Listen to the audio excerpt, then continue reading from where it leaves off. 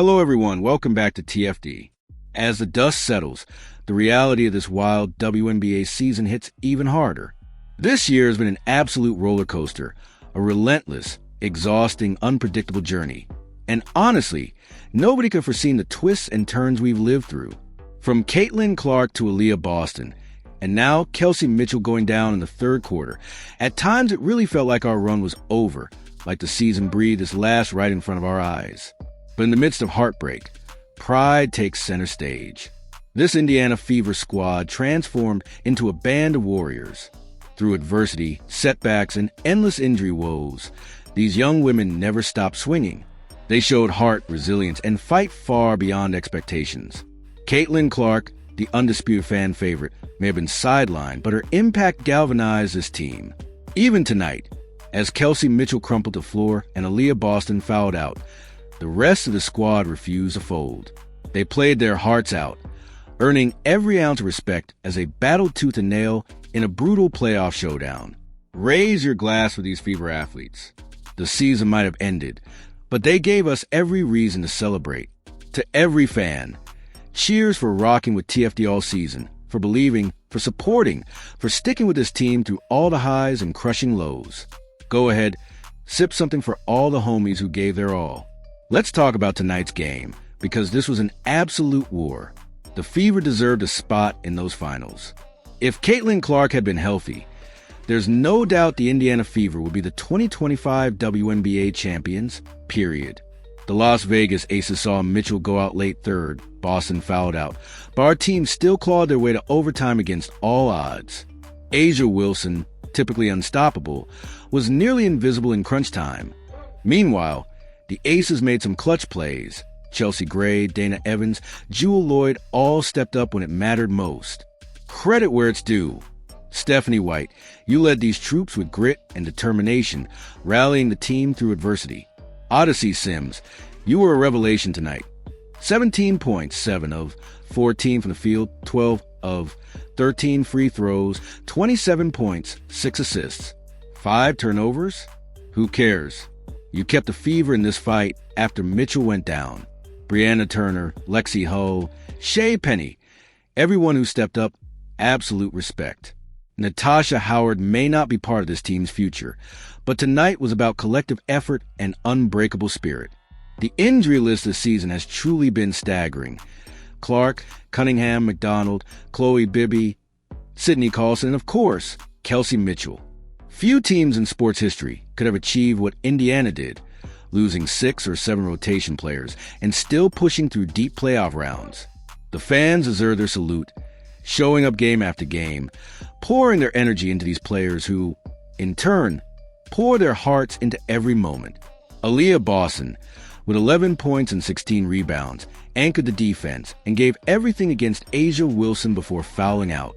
Shea Penny dropped 13 points and some huge threes that kept the Fever afloat. Lexi Hull was relentless, grabbing boards and hounding the opposition, even if the long-range shot didn't fall. These players never gave up on the fight. They balled out. Even shorthanded, no Clark, no Boston, no Mitchell. Indiana played the last 5 minutes of regulation, and overtime with pure guts. Las Vegas Aces may have escaped a win, but not because they were the better team. Simply, they were healthier. Jackie Young's monster night, 32 points, 10 assists, powered them. Chelsea Gray's experience helped down the stretch, and A'ja Wilson tallied 35 points. But she disappeared when the Fever needed stops most. Lucky breaks favor teams in moments like these, and the Aces were lucky if Mitchell doesn't leave injured. Indiana is marching to finals tonight. Respect to the Aces, though. Go chase that championship. Beat Phoenix. Prove you can win when fate is on your side. DeWanna Bonner. And the Mercury will be formidable. But the Aces should capitalize on the opportunity, especially now facing depleted teams who battled through playoff carnage. Looking ahead, there's hope. Caitlin Clark is America's star, and when she returns, her vengeance will be palpable. The Fever will rebuild around her talent, resiliency, and magnetic leadership. Odyssey Sims may have earned the backup point guard spot. Michaela Timpson could have used some of Natasha Howard's minutes, but lessons will be learned as the front office plans for next season. With each setback, this team prepares to rise again. For now, tonight is for celebration, not sorrow. Indiana Fever played with unparalleled heart and effort. Season may have ended, but the legacy lives on. Angry Fan Sports will be live tomorrow to break it all down. Don't miss that stream. To the Fever girls, go Fever, go. You did your thing. Set an example that echoes far past Indiana. Through turbulence and adversity, everyone poured their soul into every quarter. As for the staff, there might be disagreements or questions about their decisions, but their dedication can't be denied. The players, though, deserve every cheer, every accolade for what they've managed under impossible circumstances. No other team cheated death as often, juggling injuries and losses, and kept the dream alive this deep into playoffs. One last shout to fans. This is a heartbeat of basketball. The loyalty, the love, the belief in a roster full of fighters. The Aces may celebrate tonight, but the world saw the real heart on Indiana's side. If fortune favored the healthy, there's no question tonight's story would be different. Injuries stole the finals from the Fever, not Vegas, not Asia Wilson. Here's to next season. Here's to the recovery of every injured player. Here's to assembling the right pieces around Clark.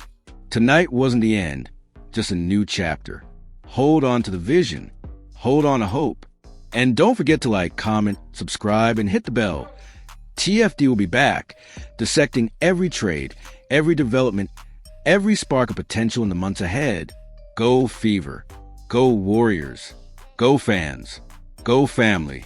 Celebrate the effort, honor the fallen, and get ready for the return of America's team. The ride may be over for now, but greatness is just around the corner.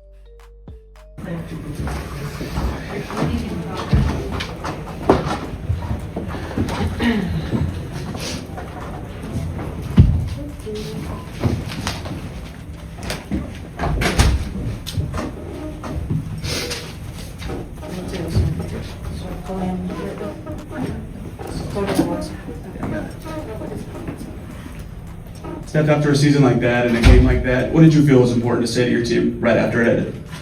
Just how proud I am of them. You know, they have been an absolute joy to coach. It's an incredible group of women, an incredibly connected group.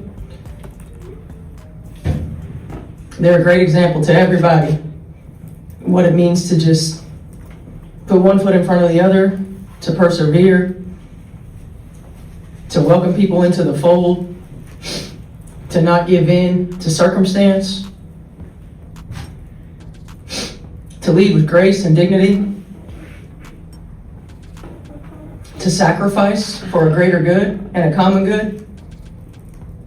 I'm so thankful to coach these women, and I'm just thankful for this experience with them.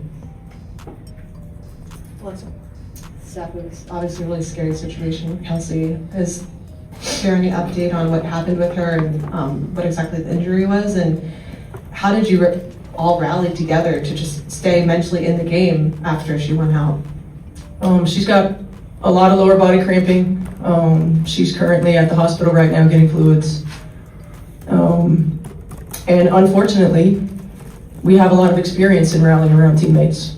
And you know, this group is all heart, man. Like, it's just really hard to put into words. They're just special. Well, yeah, how will you remember this group and this special run that you had all season? Yeah, I mean, this has been my best year. Seriously, I think with the people that we had in the locker room, the amount of fun that I had on the court, off the court, in the locker room, you know, we just talked about how special this group was and how we're always going to be connected. And honestly, that's how I feel like these women became my sisters so quickly, and it was honestly just some of the best basketball I've had. Yeah, obviously you talked a lot about the Fever taking a chance on you when you signed in August. Just what has these past couple months meant to you? This, just from the moment getting picked up to now, I knew this was a special group. Like I said, they've been through a lot. The ones who've been here from start to finish, and had a lot of changes throughout the season. And for us to continue to fight, we never back down. Every game, coach pulled out the best in us. She kept pushing us, the whole coaching staff, everybody we have more. Coach kept telling us we have more to give, we have more to give. So I'm super proud just to be a part of this group. We came a long way. We beat the odds. We weren't even supposed to be here. And for us to be here, we finished out strong. It wasn't the outcome we wanted, but we still got to hold our heads high.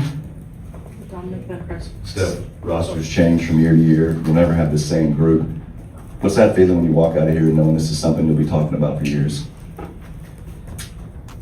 I think the first word that comes to mind is just gratitude.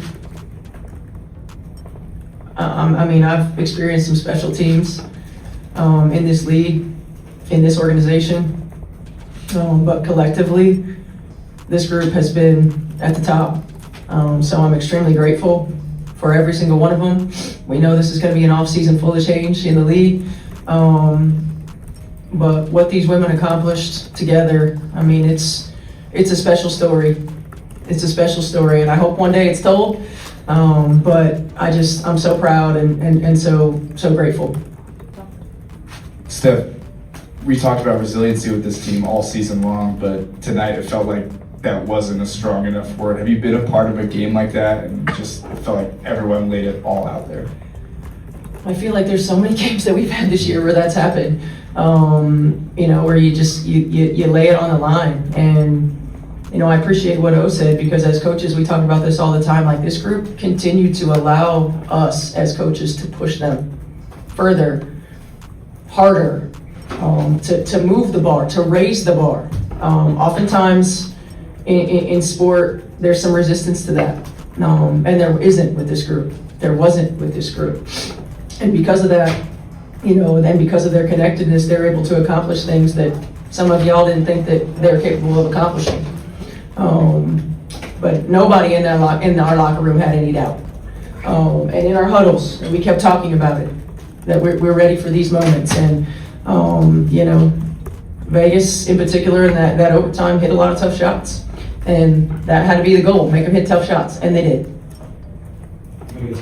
Coach, you sort of addressed this in that last point, but did you feel like you did reach a point in that overtime where there was no more left to give, where you've gotten everything you could out of this group? No. I just felt like there was a point in that overtime where they hit, think about some of those threes that they hit over outstretched hands. Especially Chelsea Gray hit a couple, Dana hit one. No, I thought we continued to give. I think they made really tough plays, championship plays, and that was it. Yeah, it's always an emotional moment when you see a teammate go down. You actually helped Kelsey up the floor. You had just had your 5th foul, I believe. What was that sequence or couple minutes like for you, and how did you snap back into the game after that? Yeah, honestly, I felt like I got just kind of emotional seeing her down there, but for me, just trying to keep her calm, getting her slow breaths, and once she walked off the court, it was time to just focus on rallying around her and making sure that I'm focused for when it was my time to go back in. Scott. Steph talked about how the players rallied around. How about how Steph and the coaches figured it out and helped contribute to your best season ever? Yeah, I feel like this season has been all about figuring it out. No matter what happens, what comes around the corner, figuring out the entire staff. Seriously, they just did a tremendous job with adjustments the entire season. No matter what, someone went down, we needed a different action. They were quick on their feet, and that's how they've been the entire season. And so tonight, when Kelsey goes down, no surprise. But I think it also goes to show our entire motto has been next woman up. And be ready, stay ready, so you don't have to get ready. And I feel like that's exactly what happened tonight. And everyone was just ready when their name was called. Aaliyah, watching overtime from the bench with all of the injured players that you guys have had all season, what was your message or to the team, or what was that experience like for you to watch that group close out the season for you guys? Yeah, it sucks, obviously not being on the court, but when there's nothing you can do about that, you just pour into other people. High communication, making sure the bench is full of energy, and that's really what we did. And as it got closer down, it's about, listen, we finished this game out strong. Every single game that we've entered, every single game we've played, it's about continuing to play and finishing out strong, and that's exactly what we did. So I'm proud of us. Steph, back here, this season in particular, you mentioned how it's a story that you want it to be told. What did this team do that has changed the landscape, arguably, in basketball in Indiana? Number one, they kept getting back up, collectively. And I think that oftentimes in sport, we see one that might, two that might. They kept getting back up collectively. There's no circumstance that we went through on or off the floor, because we had some we had some off the floor stuff too. That they blinked, that they held their heads down, that they didn't just stand tall and face head on. And you know, it's you don't see a lot of that nowadays. I know I sound really old right now, but you just don't. And they continued to pour into one another. They continued to pour into us as coaches. They continued to allow us to push them on days and moments when they could have very easily just given up. They loved on us. They loved on one another. And it makes it really special when it sucks that it's over. Leah, last year, first round. This year, second round, elimination game, overtime. Dang, you know what's next, right? Keep it going. Next year, finish it. All right, go ahead. I'd love to know if that's where your mind's at, what you're taking away from. Of course, defeat isn't the best, but what are you taking away from the growth you've seen this year? You have to adjust to different point guards, adopt a defensive first sort of mindset. How are you assessing your growth year over year, and what are you looking forward to? Yeah, honestly, I feel like I'm super proud of myself. Just like you said, adjusting and adapting.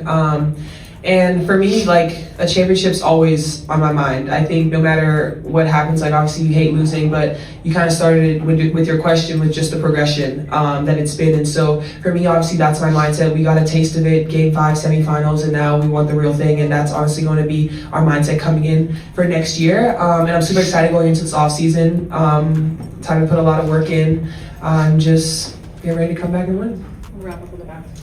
Steph, I know what a competitor you are. How soon do you start thinking about, okay, let's start thinking about next year? Tomorrow. I knew it. I knew it. I see it. This is what happens when you're on the same wavelength, good things happen. What's that mindset like you both have? And why are you already like, okay, that's happened, we're on to the next? It's because you can't hold on to it. I mean, you just look at it, and obviously we're going to be watching the championship games, and that's going to be the feeling that we want to be in that next year. And that's going to be the mindset. Is already prepping. I told you, we're ready to go. And we're competitors. Exactly. I mean, at the end of the day, like, this makes you hungry for more.